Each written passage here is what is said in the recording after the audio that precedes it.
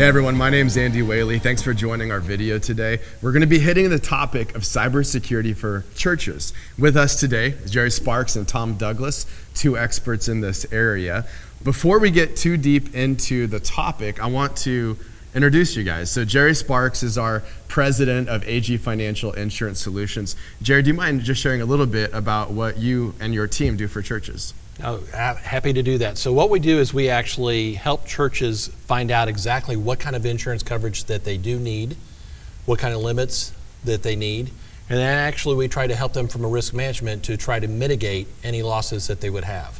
Perfect. I appreciate that. I know you work with all kinds of churches around the country. Now I'm going to introduce Tom Douglas from JMark. I'm going to brag on you a little bit. Tom and his company JMark have been noted in Inc. magazine's fastest growing top 5,000 companies in America 9 years in a row, which is amazing. JMark is a managed IT services group. Do you mind just sharing what JMark does for your clients? Absolutely. So as an organization, we focus on IT management for an organization, but not just coming in and fixing stuff for people. We focus on developing a strategy that mitigates risks and really drives the velocity of a business to speed them up to make sure the productivity is in alignment with the vision of the organization. As a part of that, obviously, cybersecurity is a big component of it, and that's where we get to spend a lot of time and energy. I'm sure you do. This seems to be a very trending topic, cybersecurity, with all the cyber attacks that have been happening lately. And I know that you've helped so many clients around the country as well, as it relates to that topic. So what we want to unpack in this video is what are some of the cyber attacks, and if you could help explain that here in just a minute. What can churches do to safeguard against that? What have been some of the insurance claims? There's really a lot to discuss, so we're going to sort through some of that. And really at the end of the day, we want to make sure that you, the pastor and the church leader, have the information you need to create a safer space and a safer digital environment for your church. So Tom, do you mind just kind of unpacking a little bit about what we've seen lately as it relates to cyber attacks in that whole space? Yeah, absolutely.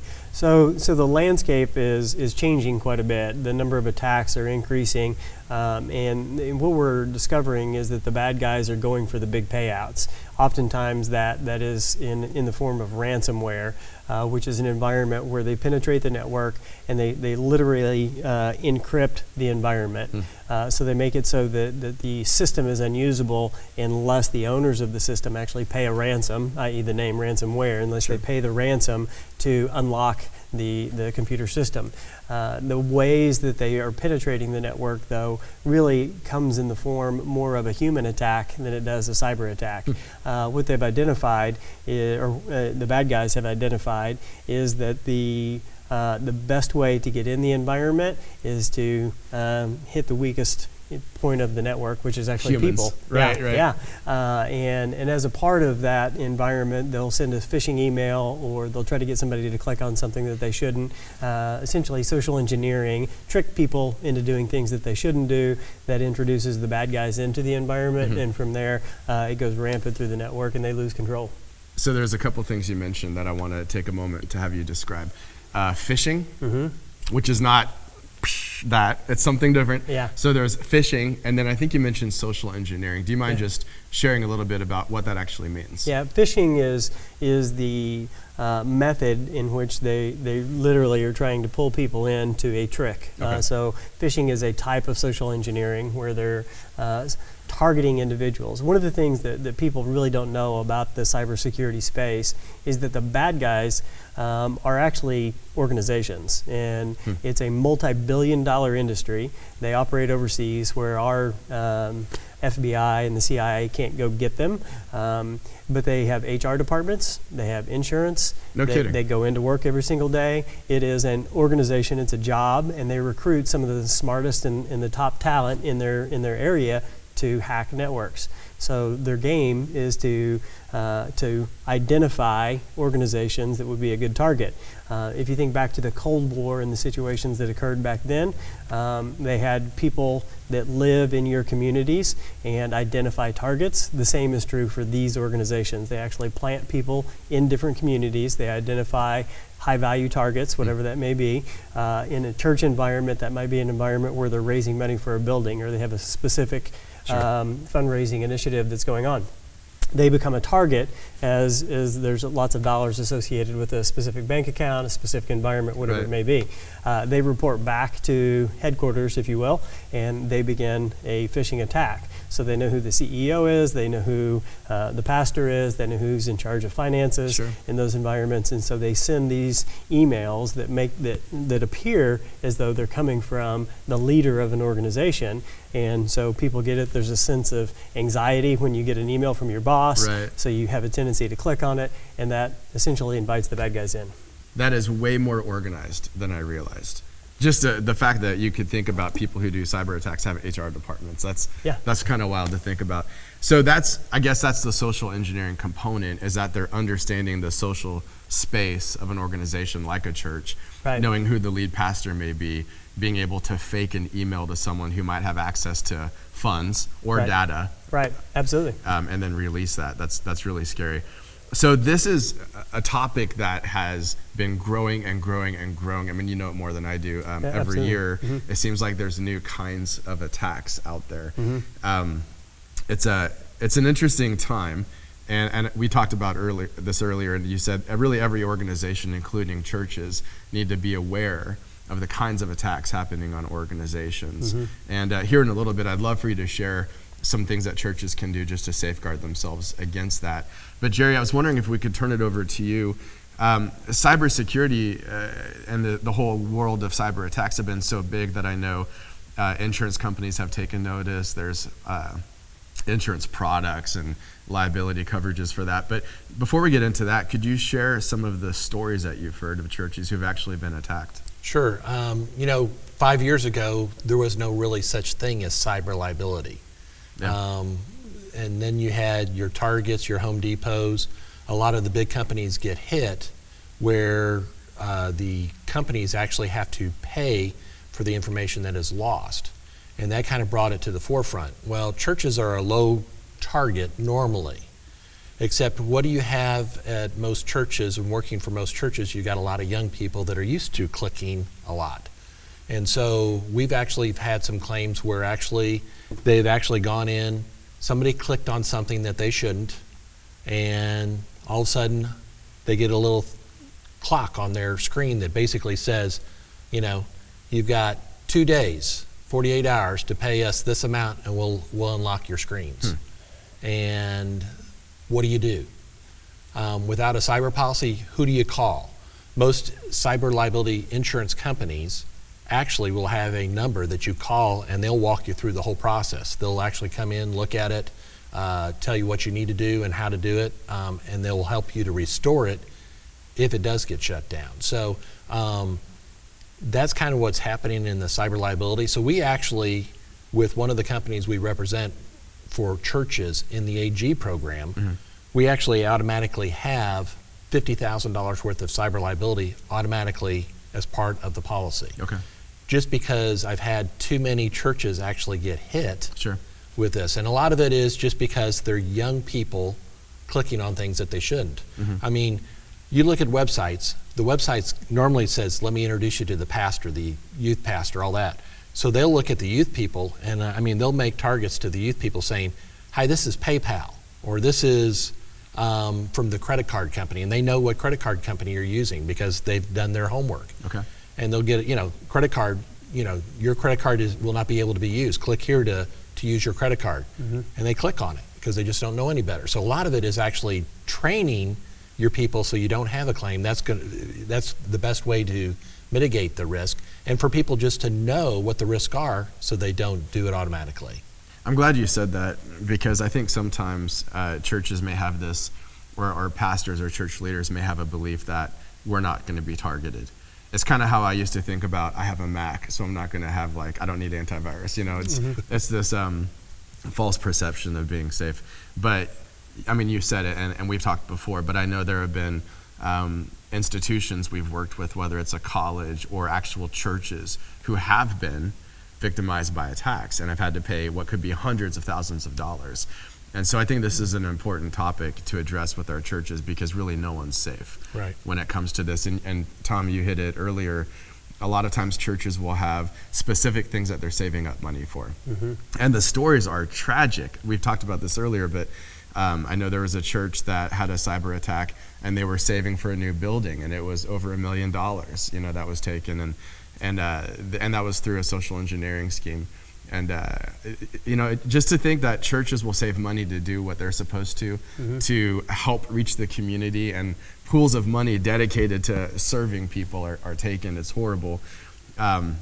Are there any other claims or anything that you want to address as it relates to this world of cybersecurity? So there's really two things that we see happen a lot. Number one is the ransomware with churches. Okay. The other thing that I would say is the notification that you may have to do if you lose information. So a lot of churches now do online giving. Mm-hmm. If somebody breaks into the system and you can't tell that the information was used or not, but they have compromised those people's information, you have to notify those people, and actually you may have to give them a year's worth of credit reporting to make sure that nothing is happening. And that's when it gets expensive, because it's normally $3 a person for every name that you lose, and it's $10 per person if they decide that they want the credit reporting for a year, credit protection for a year. Is that pretty common in other organizations, even outside of the church world, with different companies where they have to do that kind of notification? Absolutely. Yeah. The loss of personal identifiable information, the PII in the environment, Social Security numbers, address, the things that make it specific to that individual. When that data is lost, then you're required to not only notify them, but then protect them against a credit attack as well. So once that information is out there, it actually goes on the black market, and so your Social Security number is sold for $1 to $3 per instance. So there's a whole industry, that $1 billion market that we were talking about. Right. There's a black market for Social Security numbers. So the goal, obviously, is to steal that information so that it can be hawked online, and that's why you need the credit monitoring. That's an interesting point. Correct me if I'm wrong, please, but I think there's really two areas that could be under attack. One is for churches. One is getting into the finances, right? So being able to actually steal funds from a church. There's also the ransomware. We're going to lock down your system unless you pay us. But then also the stealing of that PII, that what was it? Personal identifiable information. Okay. Yeah. So I guess I think of most churches have a pool of donors, tithers, people who have given offerings. They probably have. A lot of churches have software tools or different tools to keep all of that information. So I imagine they have data that someone might want to have, whether it's giving information or someone's PII. Yeah. And the church really needs to steward that data and make sure that that is kept safe, right? Yeah, absolutely. I mean, Jerry nailed it. Whether or not the information was actually stolen or not and used or not is somewhat irrelevant. If we identify that the bad guys got in and there's a possibility that they have stolen that information, then the requirement is triggered to put these protections in place. Sure. And so even if you don't think that it was actually compromised, it still doesn't absolve the organization from having to spend all the money, i.e. the insurance policy that kicks in that you need, that backs you up. Without those insurance policies, you're writing the checks yourself and coming up with cash, and it can easily add up to be hundreds of thousands of dollars for an organization. And one of the things that we've noticed too is a lot of organizations, churches especially, say, I don't need to worry about that. I have a third party that actually collects all that information. So we don't actually get credit card numbers and all that sort of stuff. But what they don't realize is if you read the contract with that third party, if anything happens, and I had this happen at a church, the third parties basically allowed something to happen. In the contract itself, it basically says to the church that you're responsible for anything that happens. Not the third party? Not the third party. Okay. And most of the contracts that, if one of the things we do from a risk management standpoint is look at those contracts. I actually happened to point that out because after we had a claim with that church, and we paid out close to $300,000 to protect them, can we subrogate? They go, hey, it was really the third party that was the problem. And we actually looked at the contract, and the contract had a hold harmless against the third party. So you got to be very, very careful. Most people say, hey, we use a third party vendor, so we're not responsible. And actually, you're the one that is responsible because it's the information that you collected, even though you may be using a third party vendor. to manage it. Yep. So let's talk about, we've talked about really the whole sphere of this cybersecurity and cyber attacks, the ramifications for churches. Let's talk about what churches can do to protect themselves. So Jerry, you were touching earlier on policies or liability policies for insurance. What should a church watching this, a leader watching this, be thinking or do or make sure, how should they be covered? Great question. So basically, like I said, 5 years ago, there was no such thing as cyber liability. Right. As it is morphed, basically, and it's getting worse instead of better because people are making a lot of money doing cyber attacks. There wasn't even a cyber liability policy. And now you've got several companies that are doing cyber liability policies. So what you need to do is actually look at having cyber liability coverage. Sure. The thing that is, deal with an agent that knows what they're doing, because actually some people have cyber liability policies, but it says, we will cover you for this.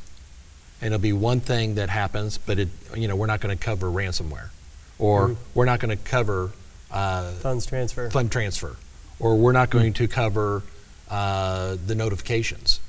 So, and the other thing is deal with a company that actually will walk you through the whole claims process. So, are you responsible to notify all the people's information that may have been compromised? Sure. Knowing who you have to take care of.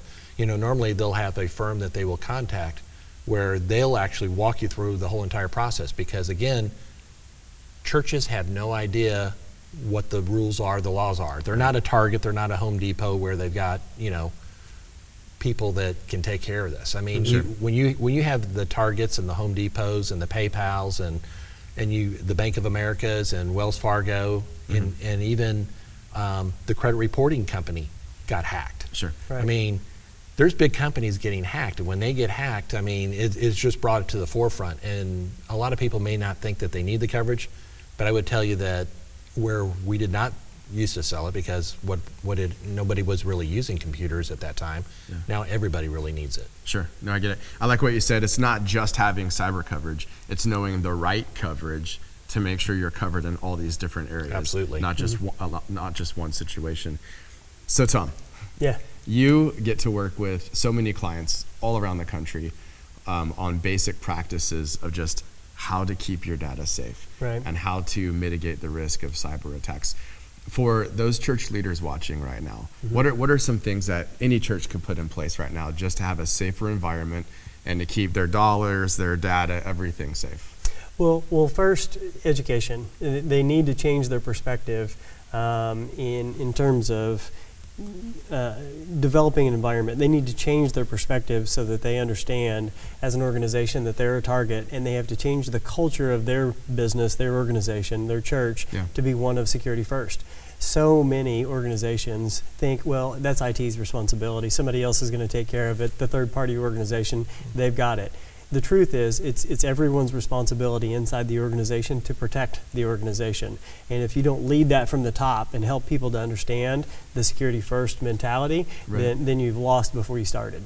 So educate first, send people through training, talk about it in many company events. We meet in our organization at least once a month, if not more often than that. It's a topic that we bring up every single time. And we tell the stories about the phishing attacks that come into our organization. People use my name and they send it to our controller to try to get her to wire money. And she knows better, but she still gets dozens of emails per month requesting money to be transferred. And throughout all the spam management that we've got in place and everything, they figure a way to get that information or get the emails into the environment. And so really making sure that your people are aware of what's going on. Sure. Andy, one of the most important things that we want to make sure that people are aware of is the threat that really is kind of the number one attack vector, and that is people's passwords. You don't really think about it, but today, oftentimes the local workstation has the same password that is an Office 365 or a Google account or whatever they may be using. It's the same password because everything is synchronized. Because of that, there's an attack vector that if they can get access to that, then they get access to your email.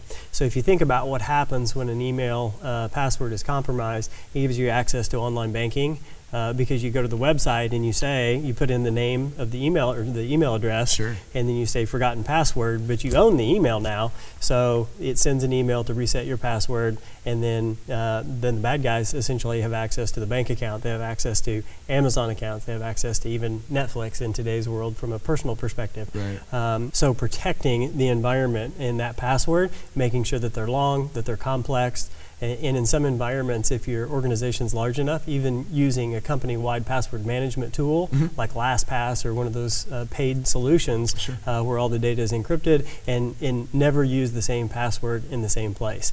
Once they're compromised, they'll try it, and it's kind of funny because people will they'll send an email from themselves to share information from one account to another account, Right. and they'll use the same password, and so then they own the personal account as well. And so there may be a business account that has the same email password as a personal account, and so now not only are they losing data for the organization, but they may be going after your personal account as well, and they're going to take that as far as they can, get into your social media accounts and try to attack your friends and Right. ask them for money or do whatever that may occur in those environments. So really managing that password becomes absolutely critical to an organization. Beyond that, there's kind of the basics, the antivirus software, making sure that your computers are staying up to date, make sure you have a good firewall in place. And I would recommend not using, if you can, not using a guy. So many smaller organizations that are trying to manage their budget Right. have a tendency to use someone within their organization or a friend of a friend who knows computers and does these things. I would shift that almost to kind of the professional liability perspective. If you bring in a professional, they have responsibility to you to make sure that things are done to best practices. Okay. If you're not working with a professional organization, it's best effort. It's a guy who's Sure. going to do his best. He may or may not be trained. He doesn't have a fiscal responsibility to take care of the environment. In those situations, you end up with many holes. What you just described is most churches I've talked to, just to be honest. So, not the professional side, but like I've got a guy. Yeah. I mean, I'm a part of a church where we might identify a need, right? And it's like, who do we know that does that? Right. How can we get it done? Because you have to be resourceful. Absolutely. So, if you're talking about a church having a professional help in this area, are you talking about proactively, maybe having them consult on how everything is set up before anything possibly happens? Absolutely. Okay. Being proactive and strategic Sure. about how you're going to protect your environment is kind of step one with education. And then it's an ongoing basis. So you don't necessarily have to engage a full managed service provider where you're paying something every month. That may be challenging for some churches. Right. But definitely coming in, making sure that the infrastructure is designed well, but then the organization knows what they need to do. So they have a checklist, if you will, that they're going to do on a regular basis to make sure that their environment stays healthy. And then you can bring that company back in from time to time to make sure that everything is going like it should. Sure. There's nothing wrong with having the guy come in and help with an application problem, a printer problem, whatever it may be. But when it comes to security, I highly recommend shifting some of that risk and liability to a company that you pay Sure. to make sure, because if they set something up wrong, then part of this challenge and part of what the insurance company is going to do is, well, there's a professional liability policy that they have, so we want to try to shift some of that responsibility to a provider rather than having to bear that burden 100% within the church. One thing that I might add to that is have backups. A lot of churches, backups, what are those? Right. And, they need to do backups at least once a week. So if something does happen, at least they have that information saved somewhere. Do you want to quickly just speak to that for those watching that literally do not know what backups are? Yeah, absolutely. So backing up your data, backing up the servers, backing up the workstations, whatever it may be, wherever the critical information in your environment lives, you have to do the backups. And we have to now take that a step further. It's called an air gap. So the Department of Homeland Security recently came out with a new high recommendation that you always have a copy of your backups that are not at all attached to the network. Okay. Because in these ransomware attacks, the computers get infected and then the computers infect the backups. And so you lose all of your data regardless of what protections you've put in place. Okay. So what we have to do is we have to create a backup that's offline, that's not connected to the network. Maybe it's a cloud provider or third-party provider that you're using. Doesn't have to cost a lot of money, but you do need to make sure that it's backed up on a constant basis and it's disconnected from the core network so that in the event of the ransomware attack, we still have a method of recovery to put the thing back in place. To Jerry's point, the reason that that's so critical is in a ransomware attack, if we have a good backup, we don't have to worry about paying the ransom. We just trash everything, we restore it back to how it was, and put the network back together, and we're off. We have some downtime, but we're off to the races and doing business again, rather than having to write big checks and deal with really bad things. Exactly. So the claim there is basically just getting the information, having somebody else take care of the information, getting rid of it, and starting it all over. And the business interruption that would happen from that would still be covered under the cyber liability policy. If it's a good policy. If it is a good policy. Yeah. Good point. Okay, so I think to sum it all up, we know that cyber attacks are more real than ever. They're constantly evolving. Churches are not safe. Really, no one's safe from this. But proactively, what church leaders can do is to contact an insurance agent like Jerry Sparks, make sure that they actually have the right cyber coverage in place, right? Correct. Not just cyber coverage, but the right policy in place proactively, but then also proactively think about the data. How are you maintaining, we say workstations, but even just the computer, it could be a youth pastor sitting at a table on his laptop, Absolutely. How is everything backed up? What are you doing proactively to create a safe digital environment?